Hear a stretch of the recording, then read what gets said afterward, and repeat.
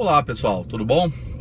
Passando aqui mais uma vez, conversar rapidinho com vocês aqui, um minutinho enquanto tô no trânsito. Saindo aqui da região da Paulista, tive um almoço aqui e hoje eu tava me lembrando das nossas aulas, porque eu tive uma reunião de manhã, das 8 ao meio-dia, no Instituto Brasileiro de Governança Corporativa, na Comissão Jurídica, em que a gente tratou sobre a responsabilidade dos administradores. Eu tive a oportunidade de fazer uma apresentação sobre a responsabilidade dos administradores nos tribunais e a gente depois conversa sobre isso no módulo 3. Vou ver se até hoje eu já gravo um videozinho para vocês sobre isso. Mas agora eu tô passando aqui porque eu vou aproveitar para falar um pouquinho sobre o módulo 2, em que a gente está discutindo o direito do consumidor e os contratos. O que eu queria trazer para vocês? Eu coloquei na minha mensagem uma questão em relação à desjudicialização, em relação a quando a gente deve procurar resolver os conflitos. E não me lembro se eu fiz referência ali à espiral do dissenso, acredito que não, mas a gente fala rapidinho. O que a gente tem? Hoje, quanto mais cedo a gente resolve o conflito, melhor. Quanto antes a gente desjudicializa a relação, aí num aspecto macro, aí de se falar de desjudicialização, eu tô falando não só de tirar do judiciário, mas de tirar do nível anormal do conflito. Quanto antes a gente atua para isso, melhor e mais fácil é. O que a gente tem quando a gente se fala em espiral do dissenso? Essa é uma teoria criada na Argentina, não me recordo agora o nome do autor dela, mas a gente tem níveis de conflito. O nível 0 é aquele conflito normal, é o conflito inerente a toda e qualquer relação. A gente tem um conflito natural das relações humanas, das relações negociais, que não tem como tirar, é a questão do interesse, o interesse antagônico que ocorre nos contratos. É o que a gente chama aí de sinalagma obrigacional. O que é sinalagma? Que uma parte deve para outra. Eu devo entregar dinheiro e outra parte deve me entregar um produto, um serviço, alguma coisa nesse sentido. Então é natural que exista aí um conflito de interesses, no mínimo. Então esse nível 0, toda relação tem. Mas esse conflito muitas vezes ele vai para um nível anormal. E a gente começa a ter um escalonamento do problema. O nível 1 é aquele nível que se está no administrativo interno, em que a gente ainda tem um conflito iniciando o seu processo de anormalidade. O nível 2, a gente passa para um administrativo externo, PROCON, órgãos de defesa do consumidor em geral, são essas delegacias especializadas. É um nível em que sai do âmbito da própria companhia e ganha um aspecto externo. A gente tem o nível 3, que é a judicialização desse conflito, quando ele vai para o judiciário. E o nível 3 é aquele em primeira instância, ainda não aconteceu uma sentença. Saindo a sentença, a gente vai para o nível 4, que é o nível superior do conflito. Já se tem uma decisão, então já se tem uma consolidação no conflito existente entre as partes. Quando você tem uma sentença, esse conflito fica difícil de ser resolvido por meio de acordo, por exemplo. Mas daí vocês vão pensar, não, nesse nível a gente não tem mais o que fazer. Tem, e empresa, a empresa que tem um gerenciamento estratégico, ela deve ter uma atenção muito grande para esse nível 4.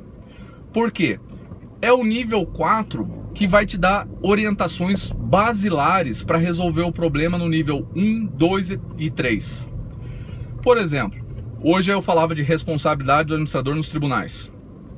Eu estava falando sobre a teoria do business, não é teoria, é uma regra de julgamento, mas Business Judgment Rule.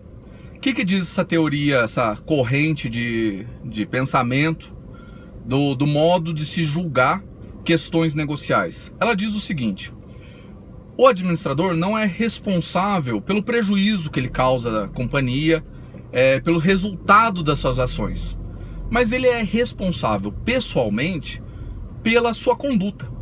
Então o judiciário ele não analisa o mérito da decisão, se a decisão societária que ele tomou, a decisão contratual que ele tomou à frente da companhia, foi uma decisão prejudicial para a companhia ou não. Isso daí se ele seguiu todo o procedimento, todos os seus deveres fiduciários. Deveres fiduciários é o dever de informar, dever de diligência, é o dever de lealdade com a companhia. Se ele observou todos esses interesses, agiu de acordo com a vontade da companhia, buscou o lucro, mas aconteceu depois um prejuízo para a companhia, ele não pode ser responsabilizado. A responsabilidade nesse caso é uma responsabilidade subjetiva. O que significa isso? Você precisa provar que ele agiu com dolo, ou seja, com a intenção de lesar a companhia ou com culpa. Foi negligente, teve algum problema ali na sua atuação. Ou seja, essa teoria aí, essa regra do Business Judgment Rule, ela diz que a análise da responsabilidade do administrador, ela é uma análise da sua conduta, porque todo administrador deve agir com probidade, boa fé. Isso daí é o que é o principal aí na análise do caso nos tribunais. Então, em relação à responsabilidade do administrador no Superior Tribunal de Justiça, sabendo disso, em uma gestão estratégica, o que você faz? Avisa a companhia: olha, não faça isso, vamos ter um código de conduta muito bem feito, os deveres muito bem delineados, vamos deixar isso muito claro, para que o administrador depois não incida em desvio de poder, desvio de conduta e seja responsabilizado.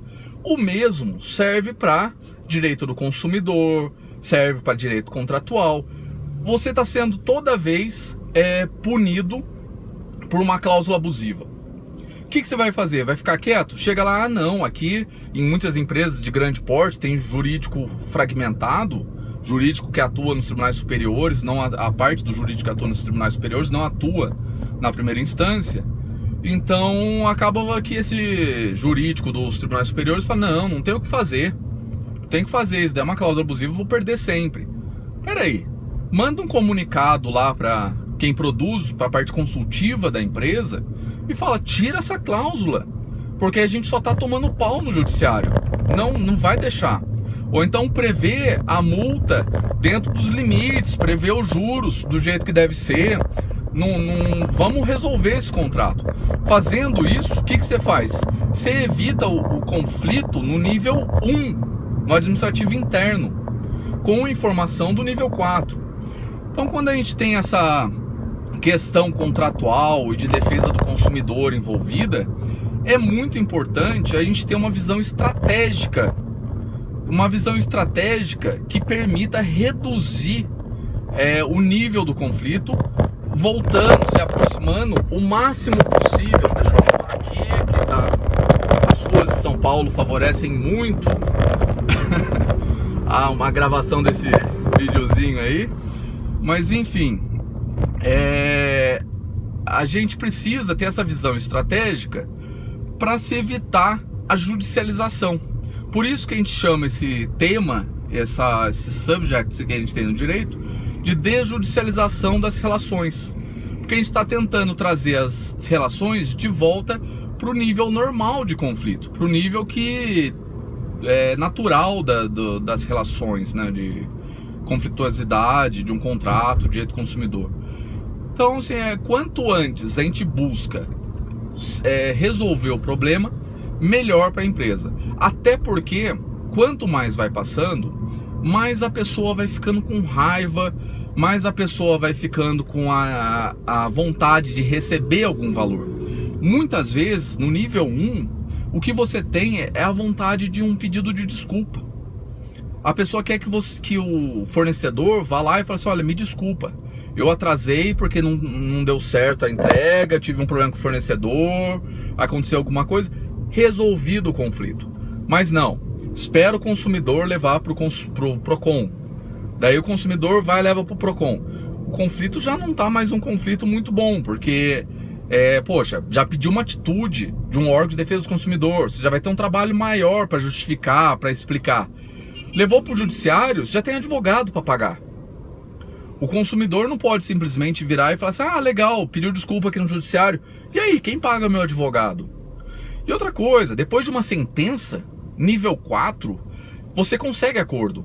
Mas olha como é que é difícil, o consumidor tem uma sentença falando que ele tem direito a 10 mil reais. Pode ser reformado no tribunal? Pode. Pode ser que ele perca no tribunal e não tenha direito a mais nada. Mas ele já tem um título executivo falando que ele tem direito a 10 mil. Você acha que um consumidor desse aceita fazer um acordo por 5 mil? Já começa a ficar difícil. E até aproveitando falar para vocês, os valores que a gente tem mais ou menos para um cálculo rápido de acordo é 30% do valor devido numa audiência de conciliação, numa audiência antes de iniciar o processo. O que a gente fala pré-trial, né? Um conceito norte-americano que fala antes do julgamento ali. Começou o caso, a gente vai aumentando esse valor. Quando a gente chega numa sentença, a gente considera ali que 50% é um bom valor. Por quê? Esse processo no tribunal ele pode se arrastar por anos. E essa demora, muitas vezes, é prejudicial.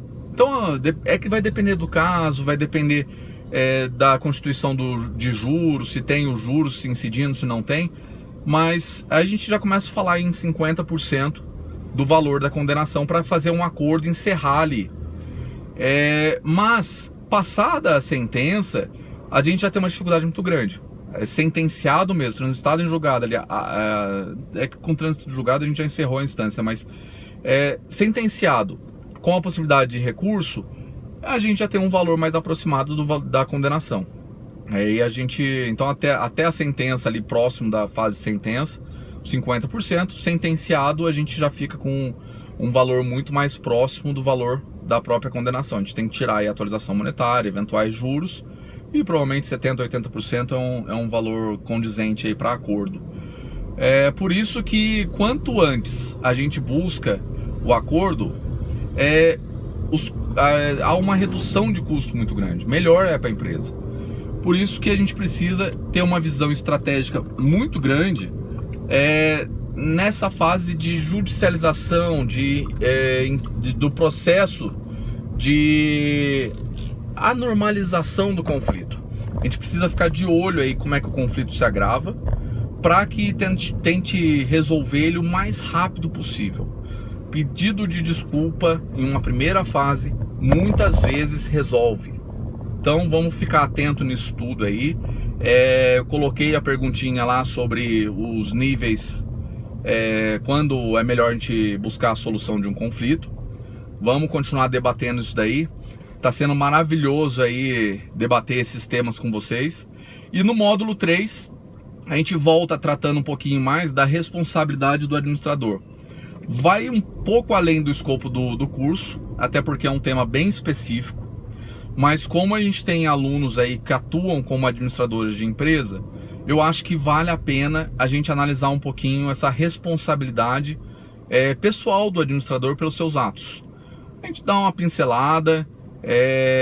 A matéria de prova continua sendo o tema que está na apostila, que está ali nas videoaulas do professor autor, mas a gente incrementa os nossos debates aí e aprofunda, porque eu sei que muitos de vocês usam esse conhecimento todo para a prática.